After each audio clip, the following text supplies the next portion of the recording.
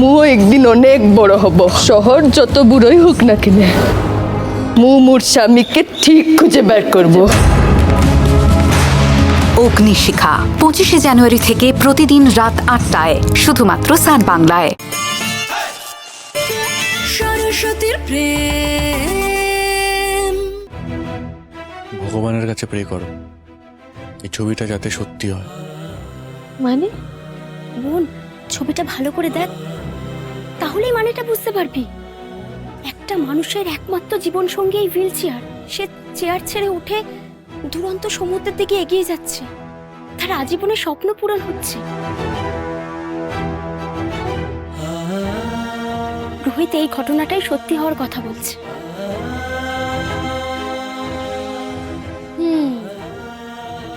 বাহ, তুমি ছবিও বোঝো। তোমার কত ঘুম না, তবু কোনো অহংকার নেই। এই বোন, চুপ কর, আমি আসছি।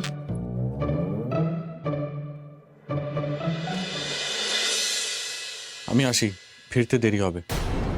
এই শোনো শোনো শোনো, দাঁড়া।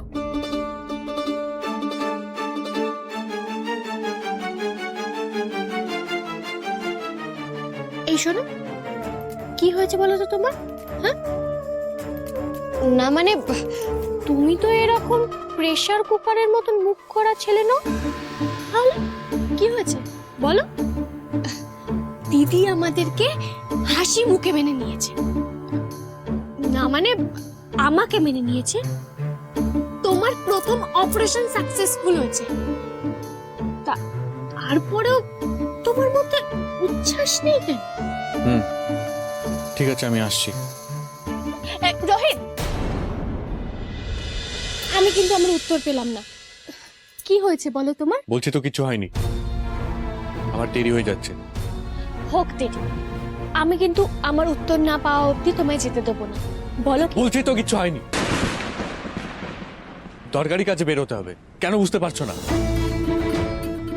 হালকা কথা কানে যায় না?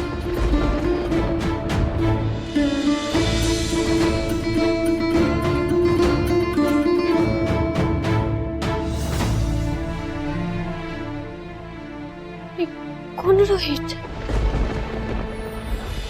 না না, এইসব কথা বলে লাভ নেই। আমি তো একই কথা তোদের এতদিন ধরে বলে আসছি, কেন যে তোরা বুঝতে পারছিস না সে কথাটি বুঝতে পারছি না আমি। দাদা, আমি চেষ্টা করেছিলাম লেবারদের সাথে কথা বলার, কিন্তু না না, আরে ওয়ার্কারদের সঙ্গে আলোচনা করে কি হবে? ওদের দাবিটা তো ন্যায্য, আমাদের অন্য দিক থেকে কস্ট কাটিং করতে হবে। আমি তো তোদের আগেই বলেছি, আমাদের রাইস মিলে যে ধানটা দরকার সেটা সরাসরি চাষিদের থেকে কেনার ব্যবস্থা কর। কিন্তু দাদা, আমরা তো ওই গোবর্ধন বারুইয়ের কাছে মাঝখান থেকে ফোড়েদের কাছ থেকে ধান কিনে কত টাকা তো কমিশনেই চলে যাচ্ছে।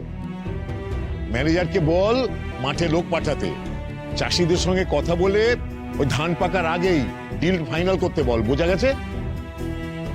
ঠিক আছে দাদা। এবারে মিলে সরাসরি মাঠ থেকে ধান আসবে, এর ফলে চাষিদের হাতেও একটু এক্সট্রা পয়সা যাবে, আর আমরাও নতুন বছরে আমাদের লেবারদের, আমাদের ওয়ার্কারদের কিছু বেশি পয়সা দিতে পারবো। দাদু, আমি আসছি, অনেকগুলো কাজ আছে, ফিরতে দেরি হবে। হ্যাঁ গো দাদু ভাই, আমার দিদিভাইয়ের সঙ্গে ঝগড়া হয়নি তো? কিছু হয়নি, আসলে আমাকে নিয়ে তো অনেকের অনেক সংশয় আছে। একদিন ফিরতে একটু দেরি হলে আমার জন্য দুশ্চিন্তা না করে উল্টে প্রফেশনাল চোর ডাকাত ভাবে। মা বলে বাড়ির থেকে বেরোনোর আগে কাউকে জানিয়ে বেরোতে হবে, সেটাই ভদ্রতা। তুমি বাড়ির বড়, আমায় ভালোবাসো, তাই আমি তোমাকে জানিয়ে যাচ্ছি। বাকিরা তো আর আমায় সেই সম্মান দেয় না, তাদের জানাতে গিয়ে যেচে অপমানিত হতে পারবো না। তোরা দেরি করিস না, আজকালের মধ্যে লোক পাঠিয়ে দে। আসি দাদু। দাদু ভাই, কি হলো? তুই যে প্রমিস করেছিলে সেটা তো একদিনের বেশি এগোলো না। তুমি আজ রাত্রে সজাগ থেকো।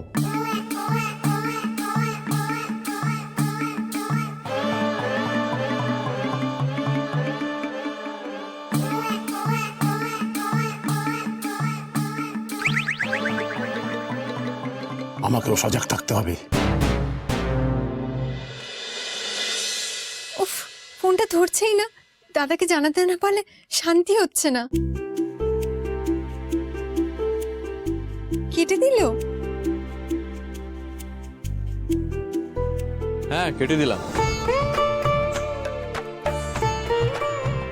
কারণ বাড়ির সামনেই ছিলাম। দাদা তুই এসেছিস? তুই জানিস আজ কি হয়েছে? তুই পুরো ঘটনাটা শুনলে আজ বিশ্বাসই করবি না। পুরো ঘটনাটা শুনলে তোর খুব আনন্দ হবে। তুই যা চাস তোর বুবলি আজ সেটা করতে পেরেছে।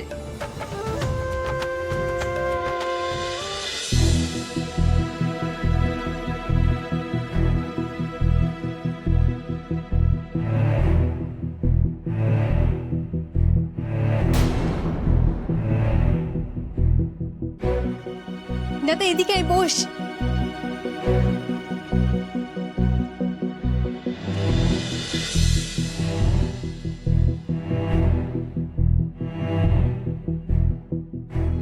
এই নে আমার প্রথম রোজগারের টাকা। কি করবি কর। রোজগার মানে? এগুলো কিসের টাকা? আরে আজ একটা দিদি আমাদের বাড়িতে এসেছিল, আমার এই হুইল চেয়ারের ছবিটা কিনে নিয়ে গেছে 5,000 টাকা দিয়ে। ভাবতো কত লাভ হলো।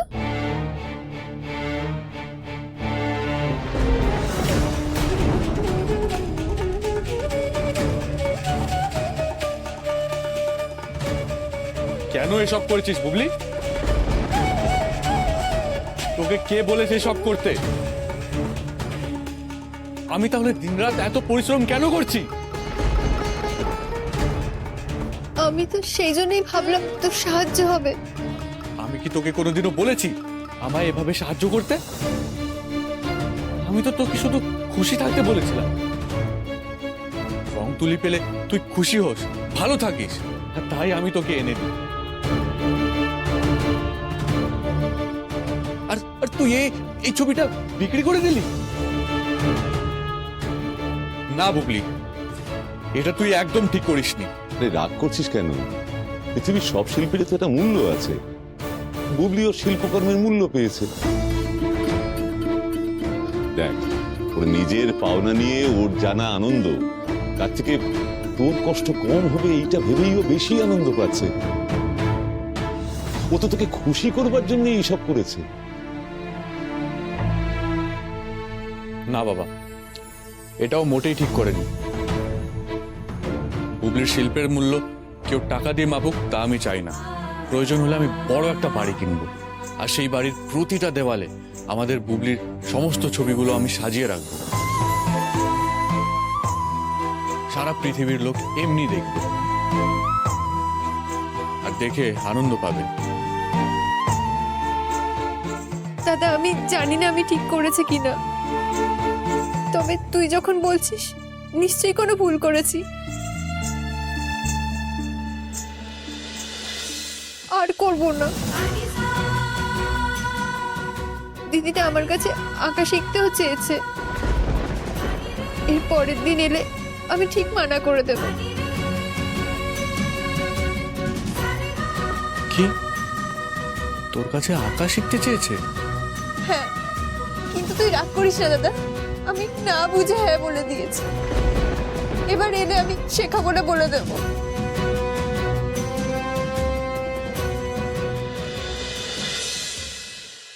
না রে বুবলি, তুই শেখাবি, নিশ্চয়ই শেখাবি।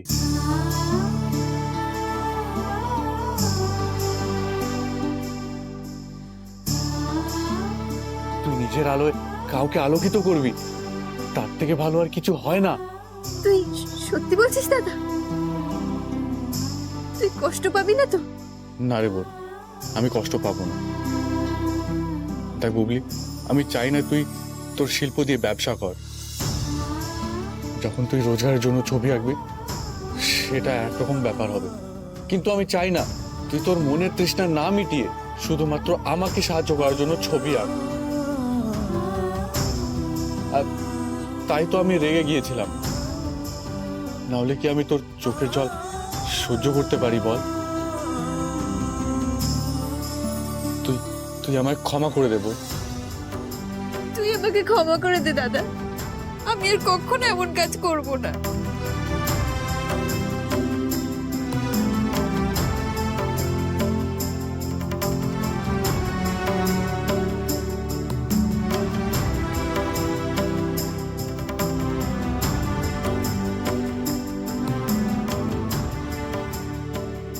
যমুনা দিদি তোর কাছে আঁকা শিখতে এলে আমার বিপদে পড়ার সম্ভাবনা বেড়ে যাবে, কিন্তু তোর খুশির জন্য আমি সেটাও সামলে নেব। কারণ এই আঁকা শেখানোর মাধ্যমে তোর যে আনন্দ হবে আমার কাছে তার থেকে বড় আর কিচ্ছু নেই।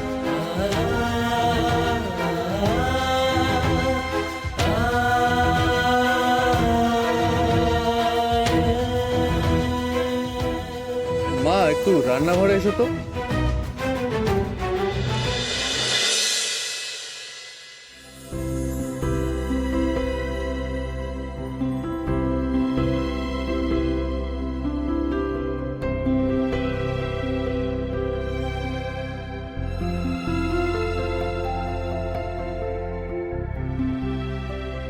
কি হয়েছে তোর? মুখটা এমন দেখাচ্ছে কেন? ভেতরে আসবো? ওমা, সে আবার কি কথা? আয় আয়, ভেতরে আয়, বস এখানে।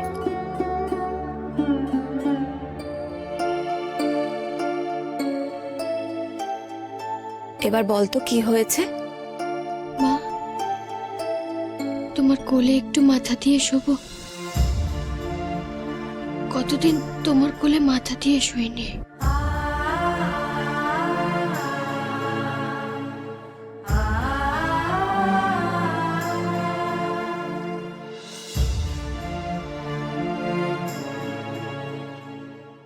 সরস্বতী, মা,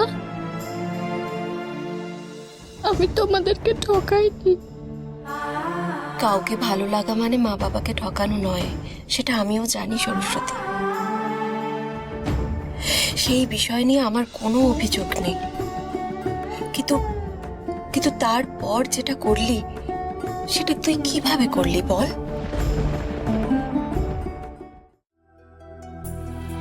সবকিছু যে এত জটিল হয়ে যাবে আমি তখন বুঝতে পারিনি মা। তোর এই একটা ভুল পদক্ষেপ আজ তোর মা বাবার হাত পা বেঁধে দিয়েছে সরস্বতী। ইচ্ছে থাকলেও আমরা তোকে সাপোর্ট করতে পারবো না সরস্বতী। গঙ্গার বাবা মা যেমন গঙ্গাকে সাপোর্ট করতে পারছে না, আমরা সেটা পারবো না রে। জানি সকলকে ছেড়ে থাকার কষ্ট আজও ওদের মনের মধ্যে জমা হয়ে আছে, কিন্তু তবুও ওরা নিজেদের মেয়ে জামাইকে নিয়ে একসাথে রয়েছে, ভালো রয়েছে। আমাদের মতো দম বন্ধ করা পরিস্থিতি তৈরি হয়নি ওদের। আচ্ছা সরস্বতী, আমায় একটা কথা বলতো, এই ঘটনাটা ঠিক কি করে ঘটলো? মানে এখান থেকে বেরিয়ে তুই কোথায় গিয়ে উঠেছিলিস, আর এতদিনই বা কোথায় ছিলিস তুই? রোহিতের কাছে। কিন্তু তুই তো আগে কখনো শাড়ি পরতিস না, আর পরলেও আমরাই তোকে পরিয়ে দিতাম। তোকে এত সুন্দর করে শাড়ি পরানো কে শেখালো রে? রোহিত। রোহিত তোকে শাড়ি পরা শিখিয়েছে? আমাকে সত্যি করে সবকিছু বলতো, এই এত সবকিছু তোকে রোহিত শিখিয়েছে? কার কোলে মাথা রেখে শুয়েছো তুমি?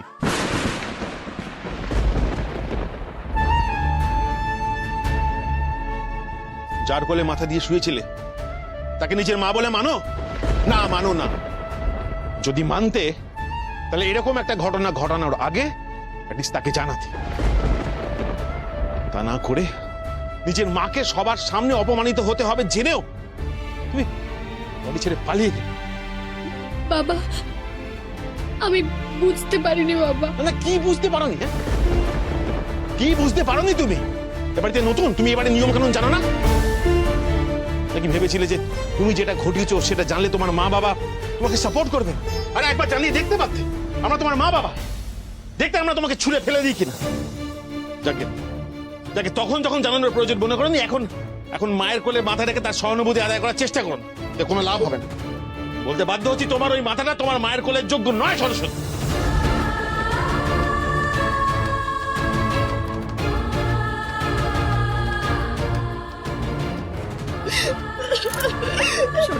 সরস্বতী, সরস্বতী শোন।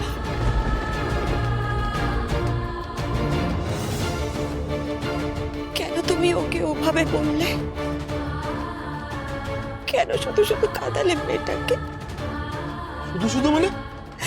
হ্যাঁ, আমি ওকে শুধু শুধু বলেছি? সূর্য, দেখো, গঙ্গা যে অপরাধ করেছিল তার থেকেও তোমার মেয়ে অনেক বেশি, অনেক বড় অপরাধ করেছে। হ্যাঁ, আমাদের বাড়িতে 4টে ছেলে মেয়ে, গঙ্গা, যমুনা, সরস্বতী আর প্রতীক। আমরা কখনো এদেরকে আলাদা করে দেখেছি? কখনো না। তুমি একজন মা হয়ে কোনোদিন কোনো এক সন্তানের পক্ষ নিতে পারো না পার্বতী? কখনো না।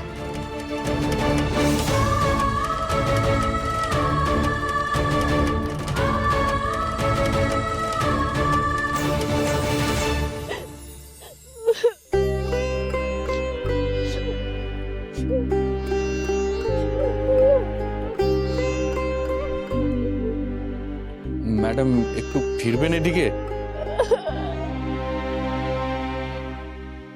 আমি বুঝতে পারছি ক্লায়েন্টের সাথে ওই ব্যবহার করাটা ঠিক হয়নি, তার জন্য আমি সরি বলতে চাই। প্লিজ একবার এদিকে ফিরুন। দেখুন, আপনি যদি আমার সত্যি সত্যি বউ হতেন তাহলে আমি অন্য কোনো ভাবে আপনাকে ঠিক মানিয়ে নিতাম। দেখুন, আপনি যদি আমার সত্যি সত্যি বউ হতেন তাহলে আমি অন্য কোনো ভাবে আপনাকে ঠিক মানিয়ে নিতাম। বুদ্ধিমান দম্পতিদের মতন ঘরে ছোট একটা খাট রাখতাম যাতে ঝগড়াটা তাড়াতাড়ি মেটে। কিন্তু আমাদের গল্পটা তো অন্য, তাই ন্যাচারালি এর ট্যাগলাইনও আলাদা। আচ্ছা, আমাদের এই গল্পর ট্যাগলাইন কি হতে পারে বলুন তো?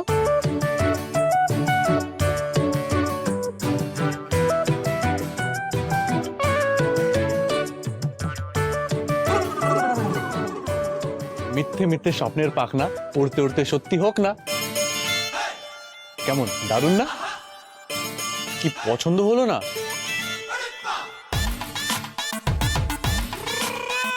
ম্যাডাম, আপনি কিন্তু দিন দিন আপনার জেঠুর মতো নাক উঁচু পাবলিক হয়ে যাচ্ছেন। এরপরে কোনোদিনও আকাশে নাক ঘষে গেলে কিন্তু দেখতে মোটেই ভালো লাগবে না।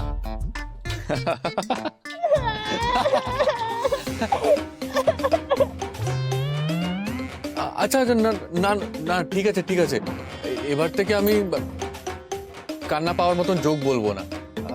আচ্ছা, এবার এদিকে তাকান দেখি। দেখুন ম্যাডাম, আপনার জায়গায় যদি আপনি না হয়ে পল্টু হতো না, তাহলে আমি ন্যাপার মায়ের ঘরে জলের ড্রামটা আছে না, ওটাতে চুবনি খাইয়ে আপনার সব রাগ ভাঙিয়ে দিতাম। কিন্তু আপনি তো আমার ক্লায়েন্ট, আপনার সাথে সেটা করা যাবে না, না হলে আমার টেন্ডারটাই তো বাতিল হয়ে যাবে। দেখুন ম্যাডাম, আমার এই প্রফেশনাল লসটা হতে দেবেন না প্লিজ। দেখুন, ক্ষমা করে দেওয়াটা মানুষের একটা মহৎ গুণ। আপনি নিজেও কত বড় একটা অন্যায় করেছিলেন ভাবুন। আপনার সেই অন্যায়টাকেও তো আপনার দিদি ক্ষমা করে দিল। সেই তুলনায় আমার অপরাধটা তেমন। এই শোনো, ও আমার দিদি, আমার হাজার অপরাধের পরেও আমাকে ক্ষমা করে দেবে। কিন্তু তুমি, তুমি কে আমার বলো? তুমি কে? কি কেউ না তো? তাহলে তাহলে সরি বলার জন্য এত ছটফট করছো কেন? কিসের এত অনুশোচনা তোমার? দেখুন, আমি আপনার স্পেশাল কেউ নই বলেই তো আপনার অভিমান ভাঙানোর জন্য আমি গোলাপের বুকে নিয়ে আসিনি। যদি নিয়ে আসতাম তাহলে আপনি নিতেন কি? বলুন, নিতেন? নিতেন না তো? জানতাম, তাই আমি আপনার জন্য এটা এনেছি।